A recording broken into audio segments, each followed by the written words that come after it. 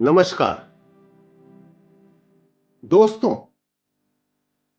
जैसा कि हम पिछले सप्ताहों से कह रहे हैं कि इस आजादी की जंग में न जाने कितने लोगों ने कुर्बानी की, उनके नाम हम जानते तक भी नहीं। 1857 की क्रांति में ही करीबन 8 लाख भारतीय मारे गए। कहीं है उनका नाम किसी इतिहास के पन्ने में? अंग्रेजी सरकार के विरुद्ध हर तबके के व्यक्ति ने सहयोग किया। गांवों से लोग उठे, रजवाड़े भी उठे। बहुत से ऐसे रजवाड़े थे जिन्होंने अपने रियासत की परवाह ना करते हुए अंग्रेजों के खिलाफ युद्ध किया। ऐसी एक रियासत थी खरवा रियासत, राजस्थान। और उसके शासक थे राव गोपाल सिंह। राव गोपाल सिंह का जन्म 19 अक्टूबर 1873 को हुआ। इनके पिता का नाम था गोपाल सिंह खरवा। गोपाल सिंह 12 वर्ष की उम्र से ही घुड़सवारी और निशानेबाजी में सिद्धहस्त हो चुके। साहस और निर्भीकता उनमें कूट कूट कर भरी हुई थी और वह स्वाधीनता संग्राम के एक उद्भट सेनानी, देश प्रेम के दीवाने और क्रांति के अग्रदूत बने। 16 अक्टूबर 1897 ईस्वी को उनके पिता राव माधो सिंह के निधन के बाद राव गोपाल सिंह खरवा रियासत के विधिवत शासक बने। राव गोपाल सिंह के शासक बनते ही राजस्थान में भयानक अकाल। गोपाल सिंह तो जनता से प्रेम करते थे। उन्होंने अपने सारे खजाने जनता के लिए खोल दिए, यहां तक कि अपनी बहुत सी रियासत, बहुत सी जमीन गिरवी पर भी लगा। राव गोपाल सिंह ने लोगों को प्रोत्साहित किया, विदेशी वस्त्रों की होली जलाई और स्वदेशीकरण। जून 1915 में उनको नजर कैद कर लिया गया, परंतु राव साहब स्वाभिमान के पक्के थे। कैसे नजरबंदी में ठहर पाते? नजरबंदी को तोड़कर बाहर निकल आए। गोपाल सिंह खरवा से अंग्रेज पहले से ही बहुत नाराज और नीमेज हत्याकांड में पकड़े गए क्रांतिकारी सौंदर्य लहरी के बयानों की बात अंग्रेज सरकार को पक्का विश्वास हो गया कि राव गोपाल सिंह खरवा भी क्रांतिकारियों को सहयोग दे। उनको एक पत्र भेजकर उनसे एक्सप्लेनेशन भी मांगी गई कि तुम्हारी गतिविधियां क्या हैं। उन्होंने उसका जवाब टाल मटोल कर। एक बात और, जब सम्राट एडवर्ड के राजरोहण के उपलक्ष्य में लॉर्ड कर्जन ने दिल्ली में भव्य दरबार का आयोजन किया, जिसमें भारतवर्ष के सभी राज महाराजाओं को और नवाबों को बुलावा दिया गया, राजस्थान के वीर मेवाड़ के महाराणा फतेह सिंह को उस दरबार में शरीक होने से रोकने पर कामयाब। सन 1931 में शेख अब्दुल्ला ने कश्मीर के बादशाह बनने का सपना देखा और वहां के बहुसंख्यक मुसलमानों को देश के प्रति भड़काया। तब राव गोपाल सिंह अपनी सेना के साथ जा पहुंचे और उस बगावत को रोकने में सफल रहे। इसी कारण उन्हें राजस्थान केसरी की उपाधि से मिला। जब तक वो जिंदा रहे वो अंग्रेजों से लोहा लेते रहे। 12 मार्च 1939 को उस युग के उस महामानव ने परलोक गमन कर। धन्य है ऐसे राजपूताना के वीरों।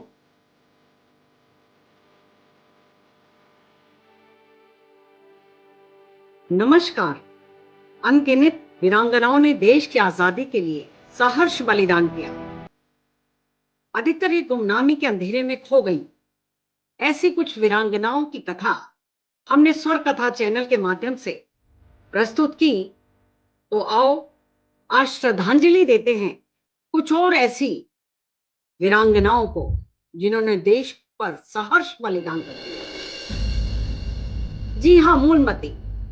भारतवर्ष के स्वाधीनता संग्राम में महिलाओं ने बढ़ चढ़ कर भाग लिया। क्रांतिकारियों को तैयार करने में उनकी माताओं में अहम भूमिका निभाई थी और उनमें सबसे अग्रणी भूमिका थी मूलमती जी की। मूलमती महान भारतीय क्रांतिकारी राम प्रसाद बिस्मिल की मां थी। वे एक साधारण महिला न थी, वह एक ऐसी महिला थी जिसने अपने बेटे के क्रांतिकारी विचारों का समर्थन किया और स्वतंत्रता के लिए उन्हें संघर्ष में उनकी मदद की। बिस्मिल ने 1928 में भगत सिंह, चंद्रशेखर आजाद, अशफाक उल्लाह खान, राजगुरु और अन्य के साथ प्रसिद्ध रूप से हिंदुस्तान सोशलिस्ट रिपब्लिक एसोसिएशन का गठन किया और बाद में उन्हें 1918 के प्रसिद्ध मैनपुरी षड्यंत्र के मामले में और 1925 के काकोरी कांड में उनकी भूमिका के लिए गिरफ्तार कर लिया गया और गोरखपुर जेल में डाल दिया गया। बिस्मिल को फांसी के कुछ दिन पहले मूलमती अपने बेटे से मिलने गई थी और अपनी प्यारी मां को देखते बिस्मिल अपनी भावनाओं पर नियंत्रण न कर सके और छूट पड़े, लेकिन उनकी मां अडिग रही और उन्होंने बताया कि उनके जैसा बेटा पाने पर उन्हें गर्व है। बदले में उसने अपनी मां से क्या कहा जानते हो? वे मृत्यु से नहीं डरा, मृत्यु से नहीं रोया, बल्कि इसलिए रोया कि वे अपनी मां को फिर कभी ना देख पाएगा। मूलमती की मातृभूमि के प्रति समर्पण से इस तथ्य से समझा जा सकता है कि उनके बड़े बेटे की मृत्यु के कुछ ही दिनों बाद उन्होंने एक जनसभा को संबोधित किया और अपने दूसरे बेटे को स्वतंत्रता आंदोलन की पेशकश की। यदि इन महान माताओं का बलिदान ना होता तो आजादी का सपना बस सपना ही बनते रह जाता। उनके अटूट समर्थन और विश्वास के बिना राम प्रसाद बिस्मिल के पास अपने चुने हुए रास्तों पर चलने का संकल्प क्या भला हो सकता था? आपको एक बार और ले चलता हूं राजस्थान में, राजस्थान की मरुभूमि में, जहां सागरमल गोपाल नाम का व्यक्ति जैसलमेर में पैदा हुआ। उस समय जैसलमेर के शासक की जय न बोलकर भारत माता की जय बोलने वाला वह पहला व्यक्ति। उसका कहना था कि क्रांति की आंधी न रुकेगी मुगर से, सेकंड की सलाह से शासन गवाओगे, नौरथ के पंजों से बचो भूख जवार तुम, जैसान के किले पर एक दिन तिरंगा पाओ। दरबार के लिए खारे आकर अमर शहीद सागरमल गोपा ने कहे थे। गोपा 25 मई 1941 को जैसलमेर रियासत द्वारा गिरफ्तार है। जैसलमेर एक रियासत थी, देश से कटी हुई रेगिस्तान में। महारावल जवाहर सिंह के कारिंदे रियासत में पत्र पत्रिकाओं पर रोक लगा, परंतु इनकी लेखनी में इतनी ताकत थी कि इन्होंने पूरे जैसलमेर में क्रांति की आग लगा। सागरमल गोपा का जन्म 3 नवंबर 1900 को एक संपन्न ब्राह्मण परिवार में। इनके पिता अखिराज गोपा महारावल के दरबार में उच्च पद पर आसीन थे, पर सागरमल तो आजादी के दीवाने थे।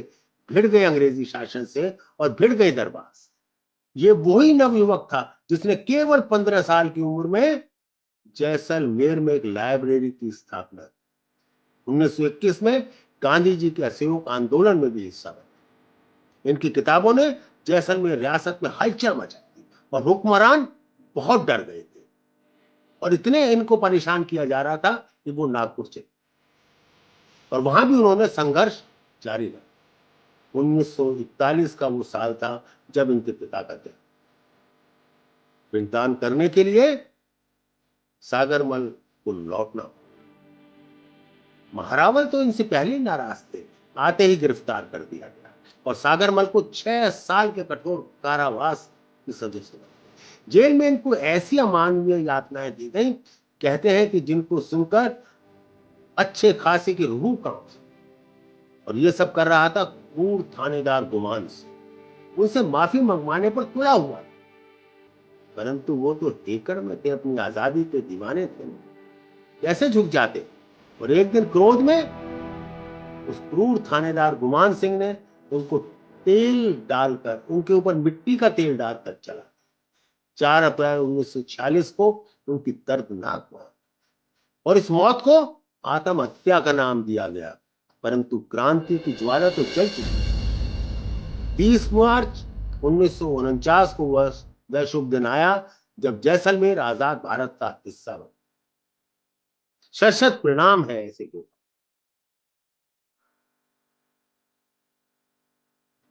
तो आइए शत प्रणाम ऐसी वीरांगना उदा देवी। जी हाँ, उदा देवी अंग्रेजों से लोहा लेने वाली एक दलित महिला सैनिक की कहानी है। इतिहास के पन्नों में भले इनकी कहानी दर्ज ना हुई हो, लेकिन उत्तर प्रदेश की राजधानी लखनऊ के आसपास के इलाके में इनकी बहादुरी की कहानी कहने वालों की बेइस्तिहा लंबी लाइन थे। दलित समुदाय से आने वाले उदा देवी लखनऊ के नवाब वाजिद अली शाह की बेगम हजरत महल की सुरक्षा में तैनात थी जब उनके पति मक्का पासी नवाब की सेना में थे। उदा देवी हजरत महल बेगम की सेना का हिस्सा थी, तो अपने पति के जीवन काल में ही सैनिक के रूप में शिक्षित हो चुकी थी। उदा देवी पहले वहां पर सेविका थी और सैन्य सुरक्षा दस्ते की सदस्य भी थी। साल 1857 में भारत में जब अंग्रेजों के खिलाफ पहला विद्रोह हुआ तो लखनऊ के नवाब वाजिद अली शाह को अंग्रेजों ने कलकत्ता निर्वासित कर दिया। उस समय विद्रोह का परचम उनकी बेगम हजरत महल ने उठाया। लखनऊ के पास चिन्हट नाम की एक जगह पर नवाब की फौज और अंग्रेजों के बीच टक्कर हुई और इस लड़ाई में उदा देवी के पति मक्का पासी मारे गए। पति की मौत का सदमा उदा देवी के लिए प्रेरणा बन गया और वहीं से उनकी सोच और उनके विचार में बदलाव हुआ। लखनऊ के सिकंदरबाग इलाके में घना चौड़ा पीपल का पेड़ हुआ करता था। कहते हैं कि 16 नवंबर 1857 वीरांगना उदा देवी ने 36 अंग्रेजों को पीपल के पेड़ पर चढ़कर मारा था। वे बताते हैं कि जहां ये घटना घटी वहां कैप्टन वायलस और डाउसन भी पहुंचे और अंग्रेजों की लाश देखकर वे दंग रह गए। उसी समय डाउसन ने पीपल के पेड़ की ओर देखकर कुछ होने का बड़ा इशारा किया। कहा और कहते हैं ये पता नहीं चल पा रहा था कि गोलियां कहां से आ रही हैं। फिर बहुत ध्यान से जब देखा गया तो पता लगा कि गोली तो ऊपर से आ रही है और एक सैनिक बैठा था पीपल के पेड़ पर चढ़कर। वो सैनिक लाल जैकेट में था और नीचे से इन लोगों ने गोलाबारी की और फिर गिरी। जब वह गिरी तो खून से लथपथ थी और उनका जैकेट जब हटाया गया तो अंग्रेज सेना ने देखा कि पुरुष नहीं ये महिला थी और इस महिला की क्या पहचान उदा देवी के रूप में की गई। तो शत नमन है ऐसी वीरांगना उदा देवी को। चलते हैं अब बंगाल की भूमि जिसने हमेशा क्रांति की लहर को आवाज दी, जिसने क्रांति की लहर पूरे देश में फैलाई। इसी बंगाल में जन्म हुआ था क्रांतिकारी यतीन्द्रनाथ का। वो एक ऐसा वीर था जिसे समूची ब्रिटिश हुकूमत भी ना चुका। इनका जन्म 27 अक्टूबर 1904 को कलकत्ता में हुआ। जब वे महज 9 वर्ष के थे तब इनके पिता और माता का देहांत हुआ। 1920 में 10वीं कक्षा पास करने के बाद ये आजादी के आंदोलन में कूद पड़े। पहली बार इन्हें 4 दिन की जेल हुई, फिर 1 माह और 3 माह की जेल हुई। इसके बाद ये प्रख्यात क्रांतिकारी सचिंद्रनाथ सान्याल के संपर्क में आ गए और क्रांतिकारी पार्टी के सदस्य बन गए। 1921 में दक्षिण कलकत्ता के नेशनल स्कूल में क्रांतिकारी संगठनों की एक बैठक आयोजित की गई और जिसमें हिंदुस्तान रिपब्लिक एसोसिएशन नाम का क्रांति दल गठित किया गया। दल के लिए द रेवोल्यूशनरी और पीला पर्चा छपवाकर वितरण करने की अहम जिम्मेदारी यतीन्द्रनाथ को सौंपी गई, जिन्होंने उसे बखूबी निभाया। फिर दल के लिए पैसा जुटाने के लिए इंडो बर्मा पेट्रोलियम पंप पर भी डकैती कर डाली और इसी दौरान इन्होंने बम निर्माण में महारत हासिल की। इधर ये बंगाल में कार्य कर रहे थे तो उधर उत्तर भारत में चंद्रशेखर आजाद, भगत सिंह और उनके साथी लगातार क्रांतिकारी गतिविधियों को अंजाम दे रहे थे। जब इन सबकी मुलाकात हुई तब भगत सिंह ने सोचा कि क्यों ना हम सब भी बम बनाना सीखें और आगरा में बम निर्माण सीखने के लिए एक कार्यशाला का आयोजन किया गया और थोड़े दिन में आगरा में बम निर्माण की एक फैक्ट्री भी स्थापित की। भगत सिंह और बटुकेश्वर दत्त द्वारा सेंट्रल असेंबली में बम विस्फोट के बाद इनकी गिरफ्तारी। इससे पहले उन्होंने सैंडर्स के भी हत्याकांड में वो शामिल। फिर पुलिस की धरपकड़ तेज हो गई और हाय रे दुर्भाग्य, इस देश को नीचा किया है हमेशा गद्दारों ने। फणीश्वरनाथ घोष मुखबिर बने और 14 जून 1929 को कलकत्ता के शरद बोस रोड के चौक से यतीन्द्र नाथ को भी गिरफ्तार कर लिया और उन्हें लाहौर जेल भेज दिया। इस जेल में भगत सिंह, बटुकेश्वर दत्त, सुखदेव, राजगुरु, डॉक्टर गया प्रसाद और भी अनेक क्रांतिकारी बंद थे। 13 जुलाई 1929 से जेल में क्रांतिकारियों के साथ दुर्व्यवहार को लेकर भूख हड़ताल आरंभ की और यतीन्द्र नाथ ने कह दिया कि जब तक मेरे शरीर में थोड़े से भी प्राण बाकी हैं, मैं भूख हड़ताल नहीं तोड़ूंगा। अंग्रेजों ने पूरी कोशिश की इनकी भूख हड़ताल तोड़वाने की, परंतु इन्होंने अनशन नहीं तोड़ा। इनको जमानत पर भी झूठने का मौका दिया गया, परंतु इन्होंने इनकार कर दिया। हड़ताल का 63वां दिन आ पहुंचा। 13 सितंबर 1929 का दिन था। ये अपने सब साथियों से अंतिम बार मिले और बोले कि मैं काजी नसरुल इस्लाम का गाना बोलो वीर चिरुन्नम ममशीर तथा इसके बाद वंदे मातरम सुनना चाहता हूं।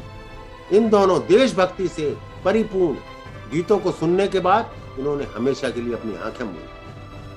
भारत माता का यह महान सपूत बलिवेदी पर शहीद हो गया। स्वतंत्रता की बलिवेदी पर शहीद हो गए। क्रांतिकारी यतीन्द्रनाथ दास को सशक्त प्रणाम। तो आइए ले चलते हैं एक और वीरांगना, रानी चेन्नम्मा।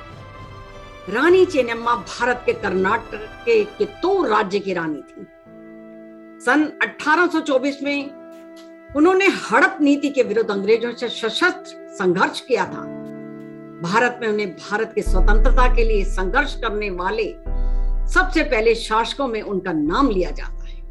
रानी चेन्नम्मा 1778 और 1829 भारत के कर्नाटक के कित्तूर राज्य की रानी थी। सन 1824 में 1857 के भारत के स्वतंत्रता के प्रथम संग्राम से भी 33 वर्ष पूर्व उन्होंने हड़प नीति डॉक्ट्रिन ऑफ लैप्स के विरुद्ध अंग्रेजों से सशस्त्र संघर्ष किया और संघर्ष में वे वीर गति को प्राप्त हुई। झांसी की रानी लक्ष्मीबाई के संघर्ष से पहले ही रानी चेन्नम्मा ने युद्ध में अंग्रेजों के दांत खट्टे कर दिए थे। हालांकि उन्हें युद्ध में सफलता ना मिली, उन्हें कैद कर दिया गया। अंग्रेजों के कैद में ही रानी चेन्नम्मा का निधन हो गया। कर्नाटक के बेलगांव के पास एक गांव कक्ती में 1778 को पैदा हुई चेन्नम्मा के जीवन में प्रकृति ने कई बार क्रूर मजाक किया। पहले पति का निधन हो गया और कुछ साल बाद इकलौते पुत्र का भी निधन हो गया और अब वह अपनी मां को अंग्रेजों से लड़ने के लिए अकेला छोड़ गया। बचपन से घुड़सवारी, तलवारबाजी, तीरंदाजी में वे विशेष रुचि रखती थी और रानी चेन्नम्मा की शादी बेलगांव में कित्तूर राजघराने में हुई थी। राजा मल्ला सारजा की रानी चेन्नम्मा ने पुत्र की मौत के बाद शिवलिंगप्पा को, जो कि उनका दत्तक पुत्र था, उन्हें अपना उत्तराधिकारी बना लिया। अंग्रेजों ने रानी के इस कदम को स्वीकार नहीं किया। शिवलिंगप्पा को पद से हटाने का आदेश दिया गया। यहीं से उनका अंग्रेजों से टकराव हुआ और उन्होंने अंग्रेजों का आदेश स्वीकार करने से इनकार कर दिया। अंग्रेजों की नीति डॉक्ट्रिन ऑफ लैप्स के तहत दत्तक पुत्रों को राज्य करने का अधिकार न था। ऐसी स्थिति आने पर अंग्रेज उस राज्य को अपने ही साम्राज्य में मिला लेते थे। लेकिन रानी चेन्नम्मा और अंग्रेजों के बीच हुए युद्ध में उस नीति की, उसमें उनकी अहम भूमिका थी।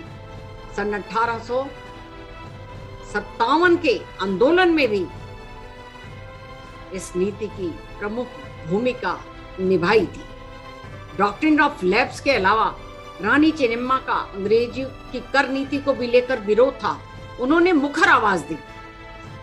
रानी चेन्नम्मा पहली महिलाओं में से थी जिन्होंने अनावश्यक हस्तक्षेप और कर संग्रह प्रणाली को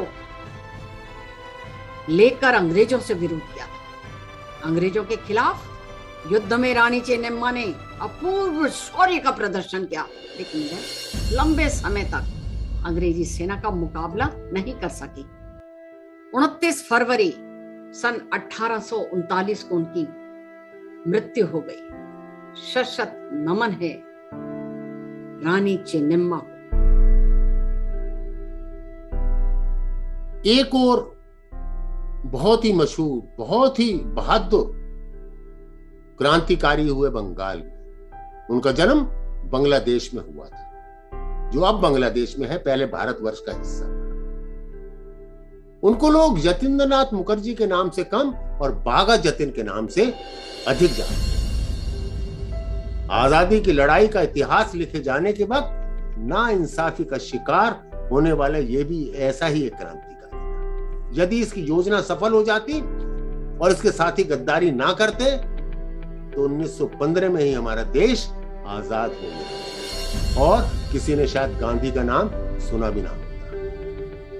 7 दिसंबर 1879 को कुष्टिया बांग्लादेश में इनका जन्म हुआ था, आज का बांग्लादेश।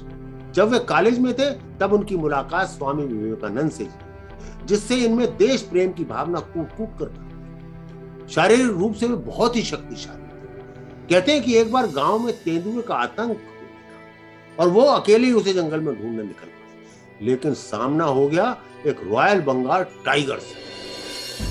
खतरनाक बाघ को देखकर अच्छे अच्छे सदमे से मर जाते हैं, लेकिन जतिन ने अपनी खुखरी निकाली और उसको मार दिया और उसके बाद जतीन्द्रनाथ से वे बन गए बागा जतिन। एक बार तो एक रेलवे स्टेशन पर जतीन्द्रनाथ ने अकेले ही 8 अंग्रेजों को पीट दिया। तब अंग्रेज अधिकारी ने पूछा कि तुम अकेले कितने लोगों को पीट सकते हो? उसने कहा अगर ईमानदार हो तो एक भी नहीं, और बेईमान हो और अत्याचार करने वाला हो तो मेरे सामने जितने मर्जी आ जाए, मैं सब अंग्रेजों को पीट। जतिन ही पहले व्यक्ति थे जिन्होंने महसूस किया कि हमारी एक नेशनल आर्मी हुई। जतिंदर ने वारेंद्र घोष के साथ देवघर में बॉम्ब फैक्ट्री भी आरंभ की। इन्होंने पूरे संसार में जितने भी हमारे क्रांतिकारी फैले हुए थे उन सबके साथ भी संपर्क स्थापित किया। बहुत से बॉम्ब कांडों में बहुत से क्रांतिकारी नेता फंस गए, परंतु बागा जतिन हमेशा गायब हो जाते थे। वो अंग्रेजों के काबू में कभी भी नहीं। इसी बीच उन्होंने फोर्ट विलियम में तैनात जाट रेजिमेंट को भी भड़काया। इस बार जतिन दाव को गिरफ्तार किया। उस वक्त कोलकाता अंग्रेजों की राजधानी था। अंग्रेज सरकार बागा जतिन, अरविंदो घोष, रास बिहारी बोस जैसे कई बंगाली क्रांतिकारियों को संगा। उसको कलकत्ता सुरक्षित नहीं रह रहा, इसीलिए शायद अंग्रेजों ने अपनी राजधानी कोलकाता से बदलकर दिल्ली ला। और इसका मुख्य कारण था बागा जतिन की गतिविधि। जब पहला विश्व युद्ध आरंभ हुआ तो गांधी ने यहाँ के युवकों को, यहाँ की सेना को प्रेरणा दी ब्रिटिश आर्मी में भर्ती होने के लिए। और कई क्रांतिकारियों ने तो उनको नाम भी दे दिया कि ये तो ब्रिटिश के सार्जेंट हैं, भर्ती के सार्जेंट। क्रांतिकारियों ने इसी समय मौका देखा कि भारतवर्ष को आजाद करवाया जा सकता है और उन्होंने जर्मनी से संपर्क स्थापित किया। फैसला हुआ कि जर्मनी से हथियार मंगाए जाएं और पूरे देश में क्रांति की लहर हो, एक सशक्त क्रांति हो। जतिन दुनिया भर में फैले भारतीय क्रांतिकारियों के साथ संपर्क करने के लिए जुट गए। Seattle, Portland, Bangalore, San Francisco, हर शहर में क्रांतिकारी तैयार हो रहे थे। लाला हरदयाल और श्यामजी कृष्ण वर्मा लंदन और अमेरिका में आंदोलन की आग जिंदा किए हुए थे। अब समस्या एक और आई कि जर्मनी से हथियार तो आ जाएंगे, परंतु उनका पैसा कहां से जुटाया जाएगा। इसके लिए जगह जगह डकैतियां डाली। बंगाल, उत्तर प्रदेश, पंजाब, सिंगापुर जैसे कई ठिकानों में सिपाही विद्रोह की योजना बनाई। फरवरी 1915 की तारीखें तय की गई। 21 फरवरी को पंजाब में और 23 फरवरी को कैवलरी के सैनिकों ने अपने ऑफिसर्स को मार डाला। लेकिन फिर गद्दारी ने धोखा दिया इस देश को। उसी रेजिमेंट में एक विद्रोही सैनिक के भाई कृपाल सिंह ने गिरफ्तारी कर और विद्रोह की सारी योजना सरकार तक पहुंचा दी। सारी मेहनत एक गद्दार के चलते मिट्टी में मिल गई। Operation fail. रास बिहारी बोस को सुरक्षित जापान रवाना कर दिया। गदर के कई नेताओं को गिरफ्तार कर लिया गया। काला पानी की सजा हुई, लेकिन बागा जतिन अभी भी अंडरग्राउंड थे। उनके ऊपर बहुत बड़ा इनाम रखा गया और वो जंगलों में भटकने लगे। अब गांव वाले भी इनाम के लालच में उन्हें ढूंढने लगे। उधर भारी मात्रा में जर्मन हथियार बरामद हो चुके। क्रांति फेल हो चुकी। 1915 में जो भारतवर्ष ने आजाद होना था, हम सभी जानते हैं कि 30 वर्ष और लग गए भारतवर्ष को आजादी की सांस लेने। बागा जतिन से आखिरकार पुलिस की मुठभेड़ हो गई और 10 सितंबर 1915 को ये बहादुर बागा जतन, जिसके नाम से अंग्रेज कांपते थे, शहीद हो। शत शत प्रणाम बागा जतिन। क्यों भूल गया हमारा इतिहास? क्या हम अपने आप को कभी क्षमा कर पाएंगे इसके लिए? जी हाँ, एक और वीरांगना जिनका नाम है जीजन बाई। जीजन बाई मूलतः एक पेशेवर नर्तकी थी जो देशभक्ति की भावना से भरपूर थी। गुलामी की बेड़ियां तोड़ने के लिए उन्होंने अपने घुंघरू उतार दिए। रसिकों की महफिलों सजाने वाली अजीजन क्रांतिकारियों के साथ बैठ के कर अब रणनीतियां बनाने लगी थी। 22 जनवरी 1824 को अजीजन बाई का जन्म मध्य प्रदेश में मालवा क्षेत्र के राजगढ़ में हुआ था। उनके पिता का नाम शमशेर सिंह था और वह एक बहुत बड़े जमींदार थे।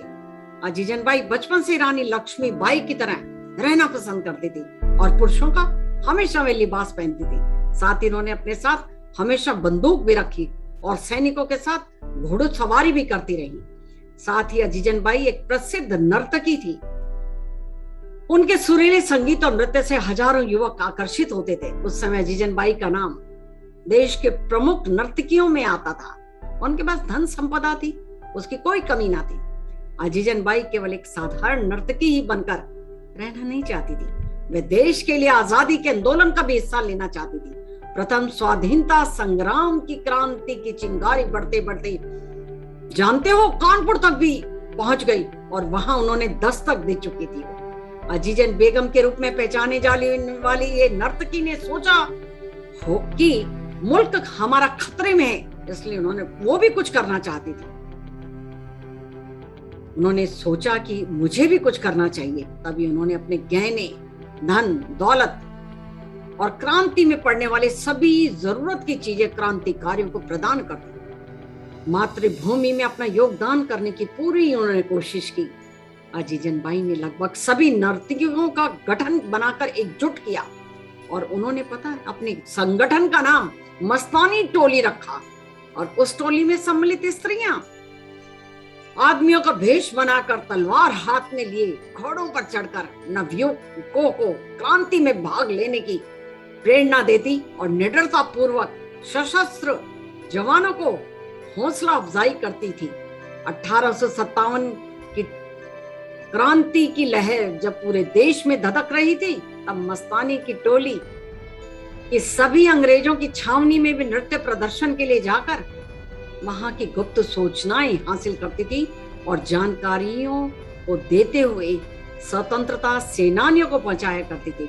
जब शक के दायरे में आने पर अंग्रेजों ने विदुर में बहुत सारी औरतों और बच्चों को मार दिया और उनकी हत्या का बदला लेने के लिए क्रांतिकारियों के साथ मिलकर अजीजन बाई और नारी सैनिक की मस्तानी टोली ने बीबी घर में सुरक्षित सारी अंग्रेज औरतों और बच्चों को मार मार कर कुएं में फेंक दिया।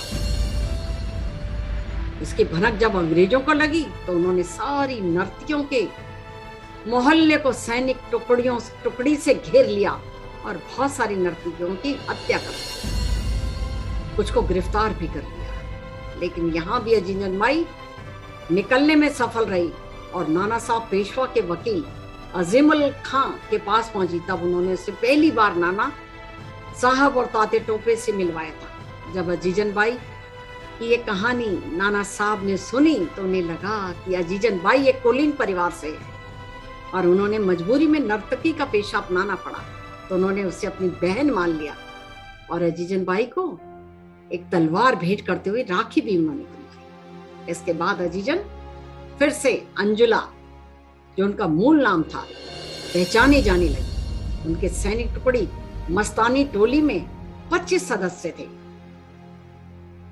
प्रथम स्वतंत्रता संग्राम में बिठूर में संघर्ष के दौरान अंजुला अंग्रेज सैनिकों द्वारा गिरफ्तार कर ली गई। अंग्रेज अधिकारी उनकी सुंदरता और आवाज से प्रभावित थे। उनके सामने ये शर्त रखी गई कि यदि स्वतंत्रता सेनानियों की योजनाओं के बारे में बता देगी तो उन्हें माफी दे दी जाएगी। लेकिन अंजुला, जो अजीजन बाई के नाम से जानी जाती थी, सारी जानकारी देने से साफ इनकार कर दिया।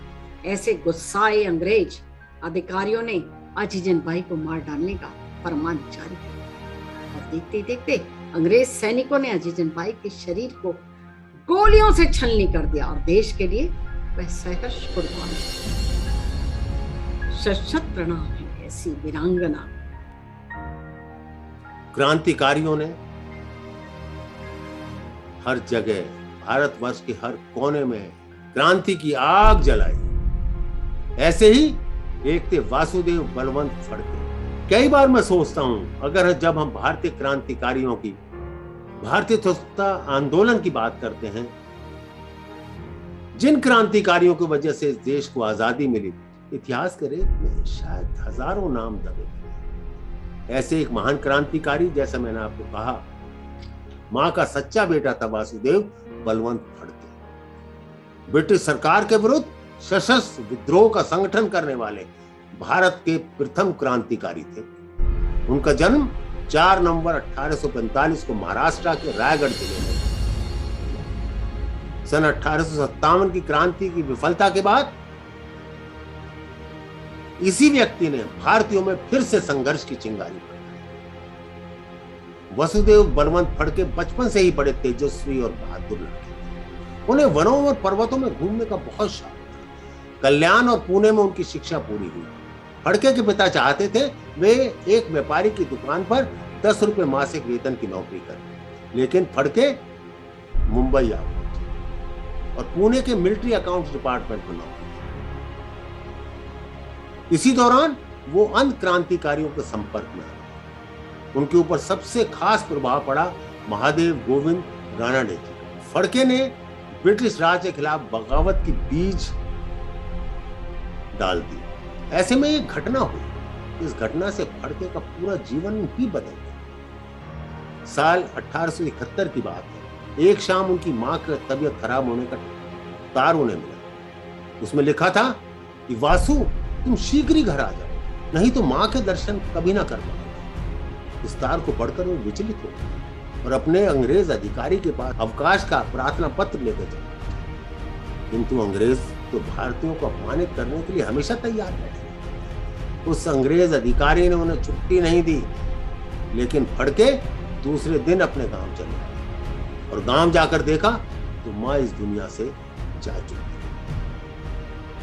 अब उनकी ज्वाला भड़क उठी। उन्होंने शिवाजी का मार्ग अपनाया और आदिवासियों को सेना में संगठित करना आरंभ किया। 1879 में उन्होंने अंग्रेजों के विरुद्ध विद्रोह की घोषणा कर दी। पूरे महाराष्ट्र में घूम घूम कर नवयुवकों से विचार विमर्श किया, उन्हें संगठित किया। महाराष्ट्र की कोली, भील तथा धांगड़ जातियों को एकत्र कर उनको रामोशी नाम का एक क्रांतिकारी संगठन खड़ा। अपने इस मुक्ति संग्राम के लिए धन एकत्रित करने के लिए उन्होंने धनी अंग्रेज साहूकारों को लूटा। महाराष्ट्र के 7 जिलों में वासुदेव फड़के की सेना का जबरदस्त प्रभाव है, जिससे अंग्रेज अफसर डर गए थे। इस कारण एक दिन बातचीत करने के लिए वे विश्राम बाग में गए। वहां पर एक सरकारी भवन में बैठक चली। 13 मई 1897 को रात 12 बजे वासुदेव बलवंत फड़के अपने साथियों सहित वहां अंग्रेज अफसरों को मारा तथा भवन को आग लगा। इसके बाद अंग्रेज सरकार ने उन्हें जिंदा या मुर्दा पकड़ने पर 50,000 रुपए जैसी बड़ी राशि का इनाम घोषित कर दिया। किंतु दूसरे ही दिन इस बहादुर ने अपने हस्ताक्षर से इश्तिहार चिपकवा दिए पूरे मुंबई शहर में, जो अंग्रेज अफसर रिचर्ड का सिर काट कर लाएगा उसे 75,000 रुपए का इनाम दिया जाएगा। अंग्रेज अफसर इससे और भी बौखलाए। फड़के की सेना और अंग्रेजी सेना में कई बार मुठभेड़ हुई, पर उन्होंने अंग्रेजी सेना को पीछे हटने पर मजबूर कर दिया। लेकिन फड़के की सेना का गोला बारूद धीरे धीरे खत्म हो रहा। ऐसे में उन्होंने कुछ समय शांत रहने में ही समझदारी समझी। मानी और वो पुणे के पास आदिवासी इलाकों में चले गए। 20 जुलाई 1879 को फड़के बीमारी की हालत में एक मंदिर में आराम कर, पर किसी ने फिर वो ही गद्दार सामने आया। ब्रिटिश सरकार को एक खबर दी थी और उसी समय उनको गिरफ्तार कर लिया। इनके खिलाफ राजद्रोह का मुकदमा चलाया था। उन्होंने फांसी की सजा सुनाई, लेकिन एक बहुत ही विख्यात वकील महादेव आपटे ने उनकी पैरवी की, जिससे उनकी मौत की सजा काला पानी में बदल और अंडमान में भेज दिया गया। 17 फरवरी 1883 को वो मनहूस दिन था, जिस दिन काला पानी की सजा काटते हुए जेल के अंदर ही देश का ये महान सपूत, वीर सपूत शहीद हुए। ऐसे ना जाने कितने वीर थे जिन्होंने भारतवर्ष को आजाद कराने के लिए अपनी कुर्बानी दी। कहां तक नाम है,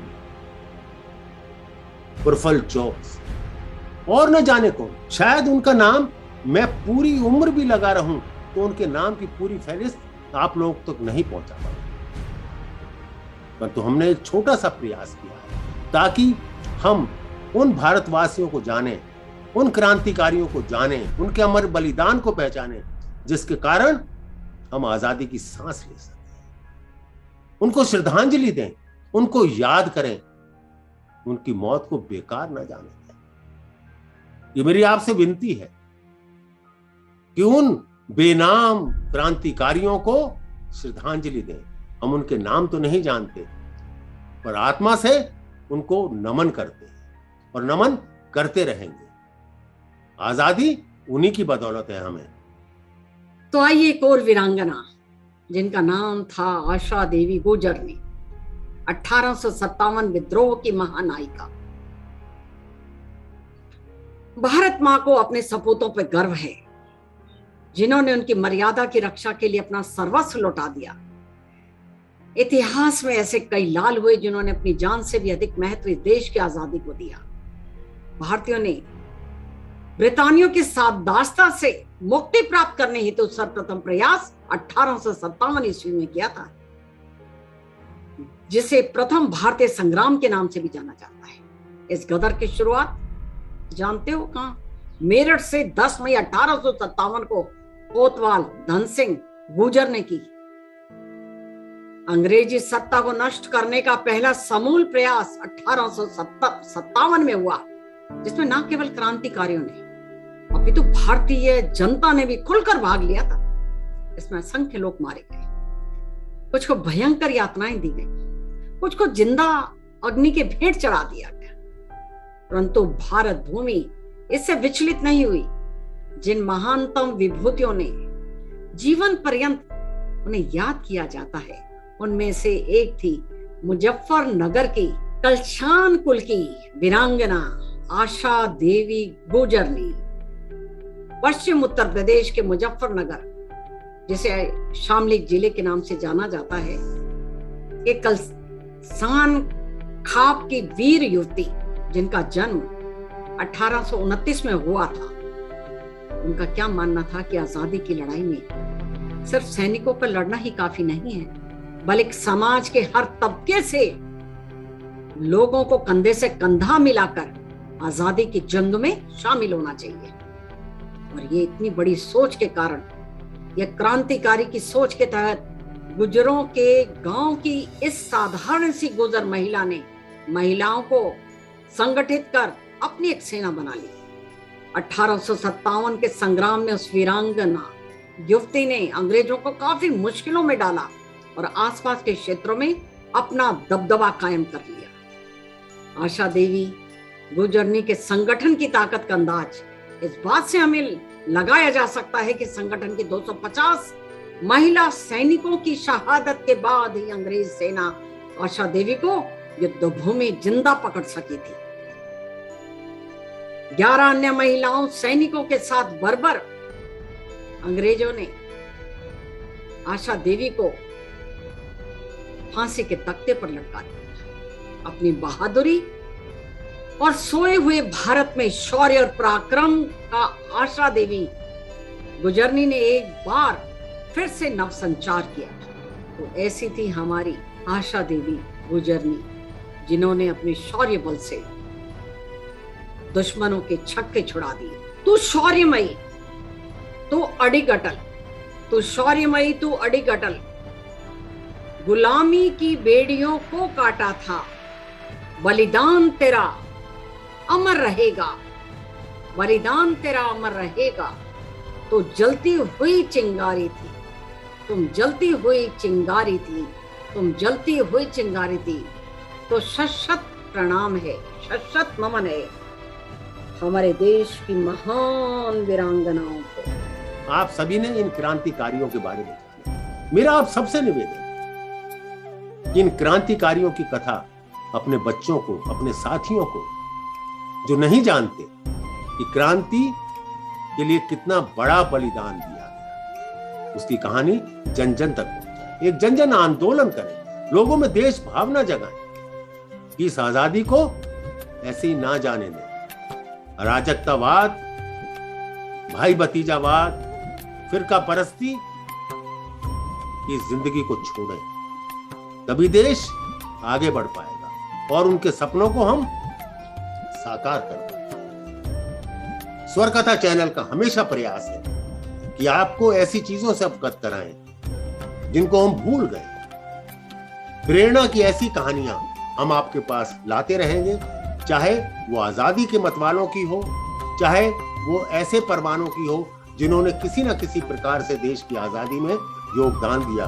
और इसके अतिरिक्त हमारे जो महान एपिक्स हैं, रामायण, महाभारत, हमारी पौराणिक कथाएं, उनको भी हम आपसे साझा करते हैं। आपसे ये जरूर मेरी गुजारिश रहेगी कि आप अधिक से अधिक मात्रा में इस चैनल को, स्वर कथा चैनल को सब्सक्राइब करें, ताकि हमारी बात, हमारी आपसी बात सब तक पहुंच सके और हम अपने देश के प्रति सजग हो सकें और इसकी महान विरासत को आगे तक ले जाएं और अपने आगे आने वाली संतति तक पहुंचाएं। आपका बहुत बहुत धन्यवाद।